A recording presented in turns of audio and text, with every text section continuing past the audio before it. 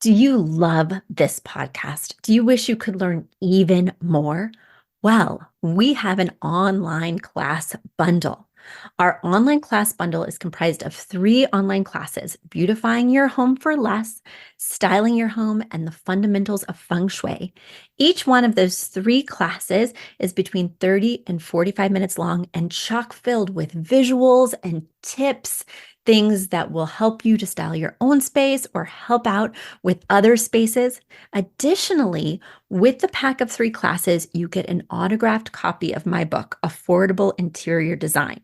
You get all of that for only $99. Once again, that's the 3 online classes as well as the book for only $99.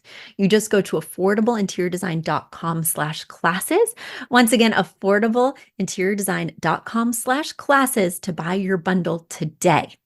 And if one of those classes sounded intriguing, but maybe you already have my book or some of the other topics are not of interest, you can buy the classes individually at that site as well. Each class is $40. So head over to affordableinteriordesign.com/classes to get your bundle or your online class today.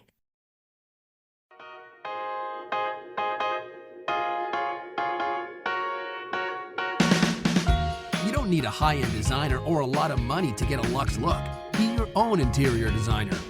This is Affordable Interior Design, the podcast. Here's your host, Betsy Helmuth. Hello, everybody. It is great to be back with you. I am in a celebratory mood. Thus, the confetti on my shirt. Guys, if you're watching this on YouTube, you can see 2 things. You can see I have confetti on my shirt. And second of all, you can see that my lipstick order finally came in. So for the first time in 18 months, I purchased lipstick and it arrived in the mail because who goes to stores anymore? COVID safe. How do I get to Sephora? I don't even know.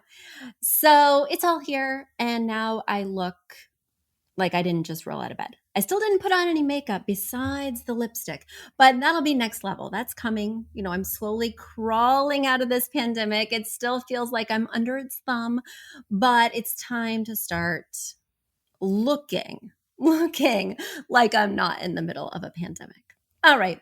Well, I hope that you all are doing well, staying healthy, and enjoying September. Back to school is in full swing. September always has a lot of different meanings for me here at Affordable Interior Design. Of course, it's back to school, as I mentioned, and the kids are back and everything feels good and they're pumped, more pumped than ever because last year was such a weird, funky year.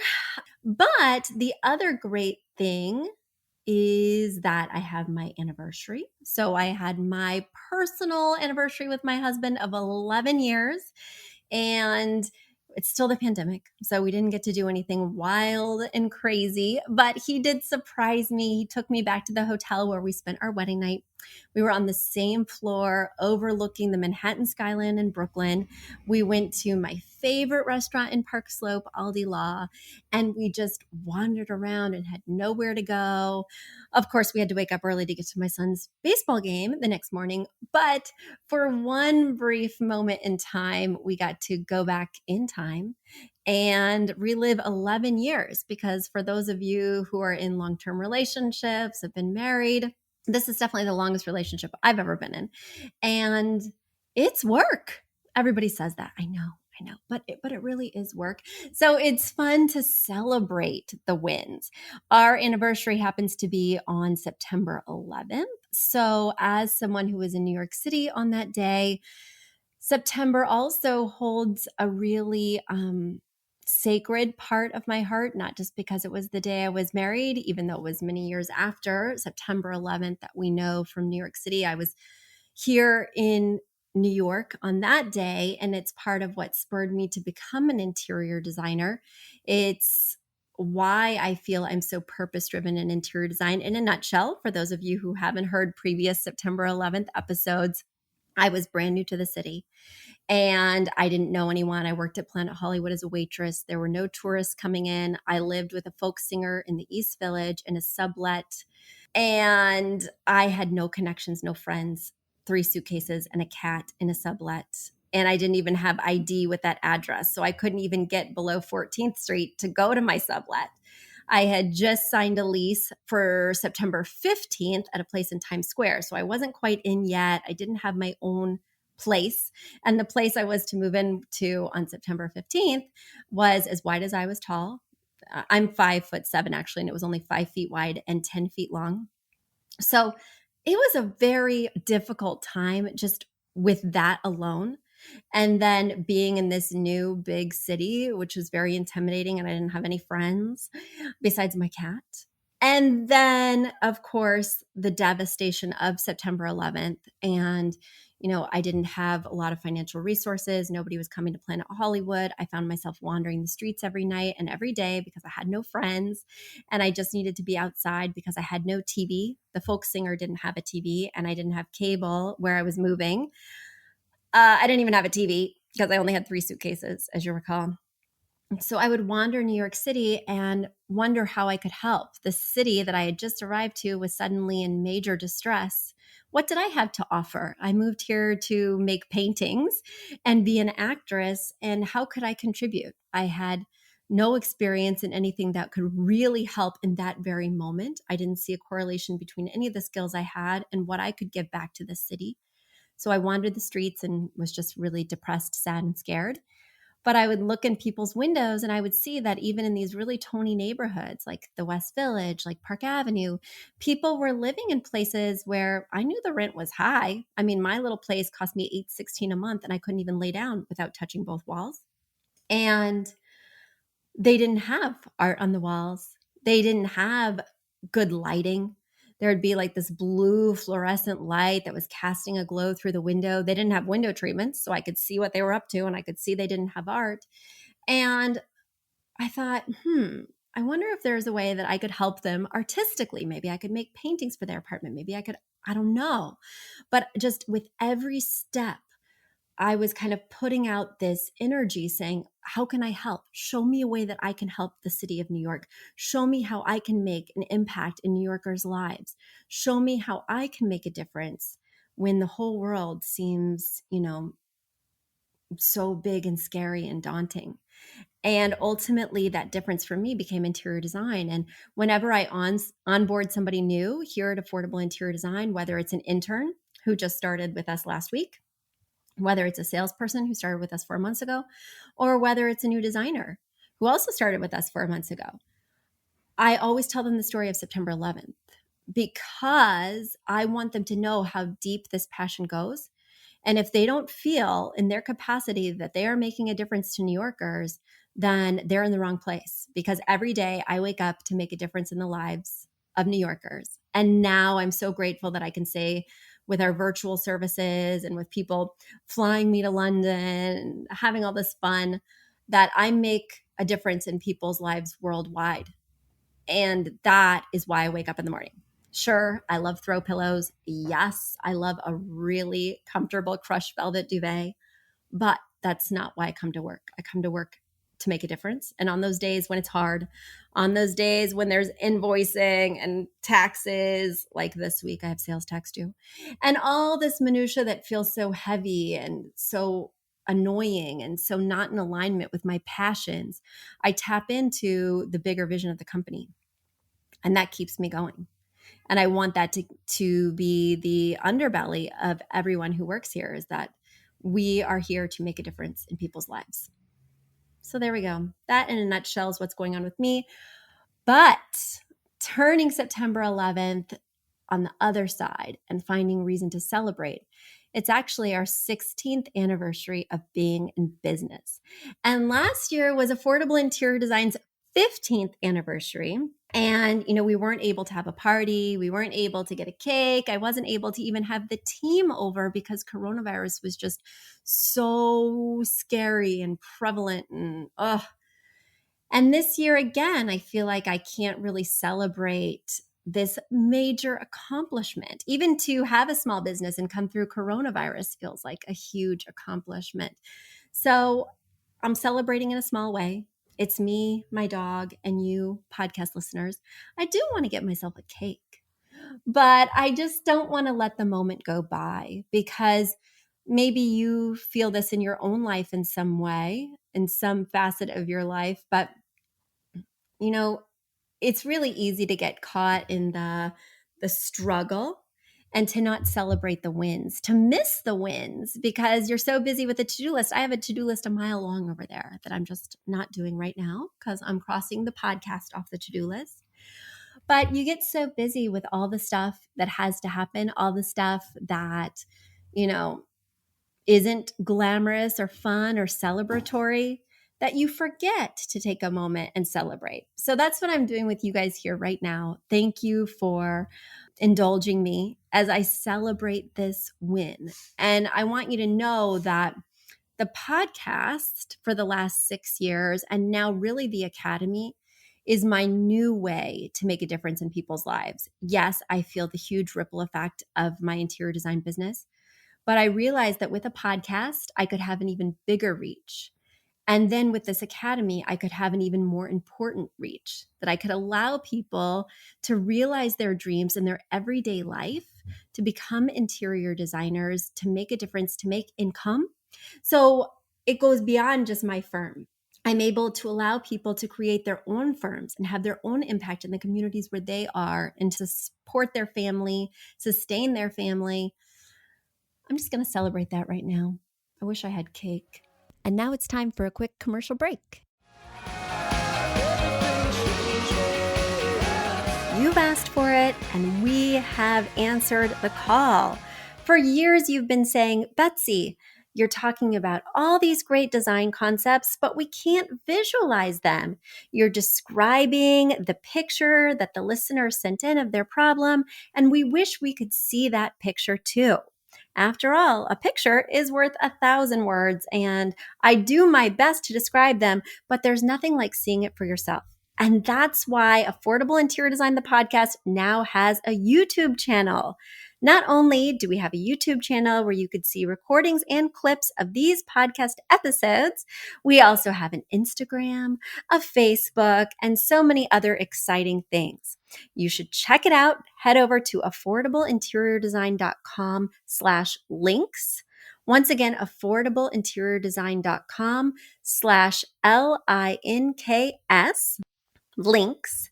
And when you go there, you will see links to our YouTube page, our Instagram page, our Facebook page, and more. Please check it out, follow and subscribe so you can see everything I'm talking about.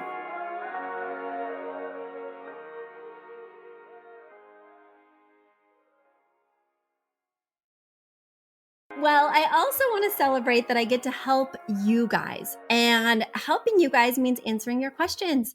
And after this question that I answer today, my mailbag is officially empty. Guys, help me. Fill her up. Send your questions. Go to affordableinteriordesign.com/podcast.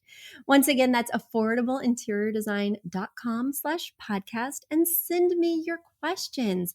I love to dig in. I love to hear what you're working on. I love to see what's going on. And as you know, I just love to help.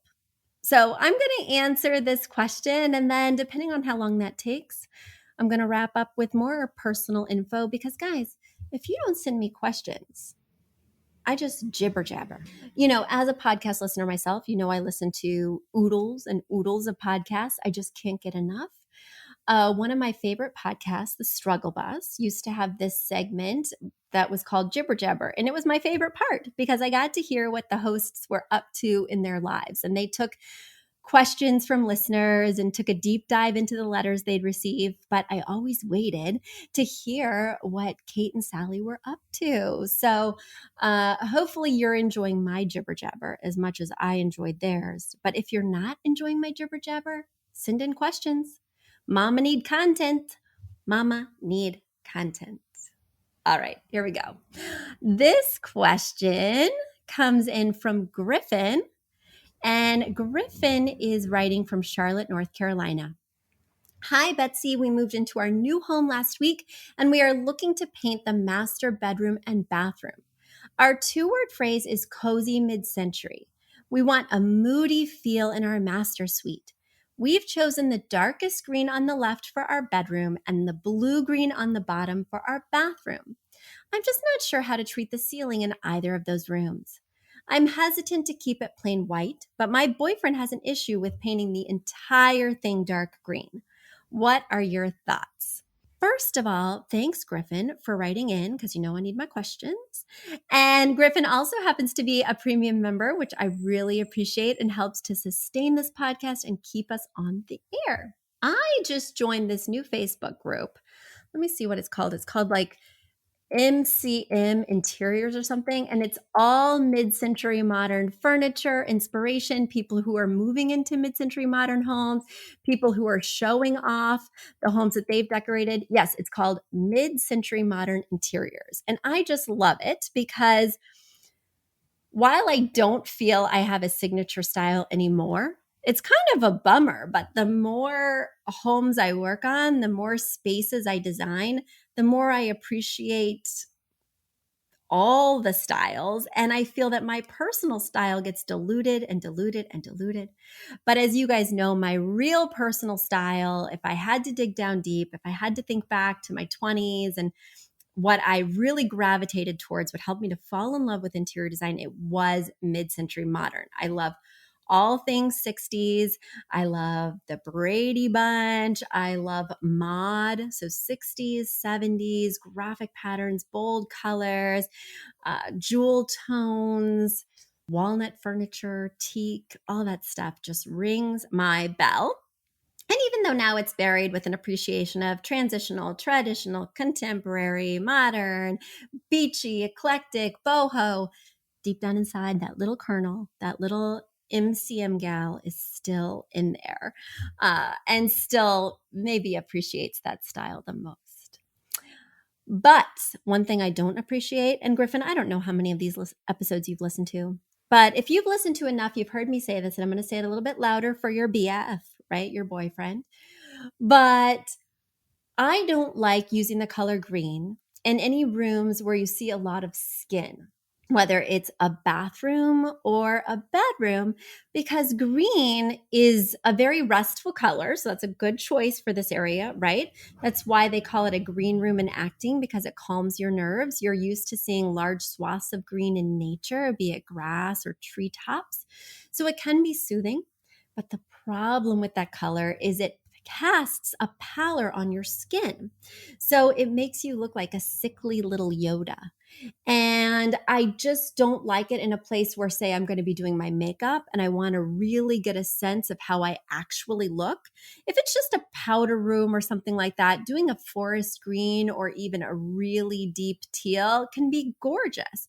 But if I'm going to be, checking myself out, really getting a sense of what I look like, trying to apply eyeshadow or even this lipstick that finally came in, it's not going to really show me what I truly look like, and that's going to be a problem. Also, I mentioned that I had an anniversary. When I'm having special time in the bedroom, when I am wearing less clothing than normal, my skin is going to reflect this green tone, which is going to make me look sallow and sickly. So green is a color I avoid in those two rooms. And I certainly would not do a super dark saturated version of it. In a bathroom where I'm doing makeup, I prefer to do a neutral tone. Creams, grays, beiges, whites. I avoid any color altogether because any color will cast a pallor. In a bedroom, I like to use those same neutral tones, but maybe go a little bit darker. Or I like to stay with something warmer, like a peach. You want to be careful with yellows if you have any trouble sleeping, because yellow is a color of stimulation. So just like the sun, it kind of wakens you. But if you don't have a trouble sleeping, or if you need to sleep less, I think a lovely yellow would make skin look a little bit more vibrant. Personally, I also like blues, like a really mellow, muted blue. My bedroom is Iceberg from Benjamin Moore. I just love it. It puts me in that really calm, restful mood without being a strong tone. So those are some concepts that I have in mind. if we really want to get into it, Griffin, if you're going to embrace the green, no matter what I say, and these greens are dark, by the way, if you're not looking on our YouTube channel, if you're instead listening on the podcast, these are like forest green, emerald green, not quite grass green because it's not that yellow, but definitely a rich, deep sage. These greens are not bashful. So I totally agree with your boyfriend that doing the ceiling is going to be overwhelming. It is going to feel like you're ensconced in a canopy of green, a green cave. I just think that it might start to be a little oppressive. So I do think that you should keep the ceilings white. You could choose a white that has a little subtle undertone of green.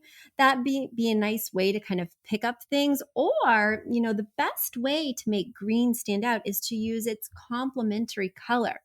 And we know, according to color theory, that the complementary color of green is red.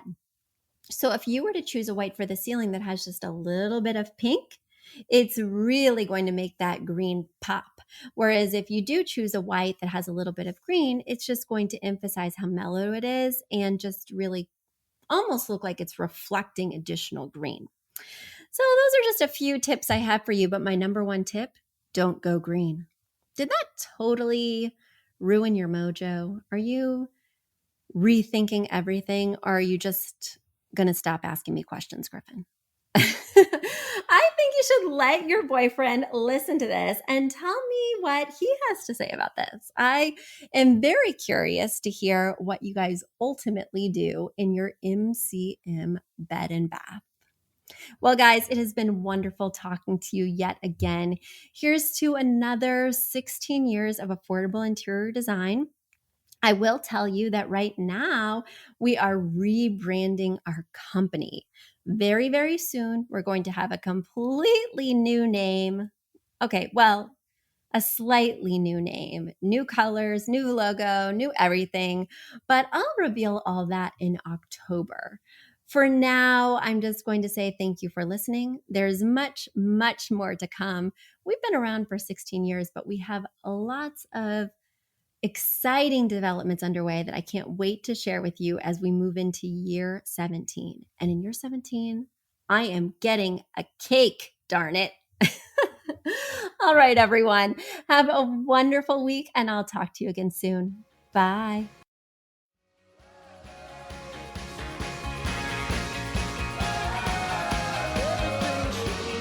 Are you a fan of this podcast? Do you wish there was even more juicy content for you to sink your ears into? Well, there is. You can become a premium member of this podcast for $5.99 a month and get full access to an archive of over 50 bonus episodes. Additionally, we release a bonus episode every single month. That's a ton of extra content, including my personal interior design diaries, extra tips, my talking about trends, and so much more. Additionally, you'll be keeping us on the airwaves each and every week because your premium membership money goes directly back to making this podcast amazing. Check us out at affordableinteriordesign.com. Click on podcast to learn more and to become a premium member today.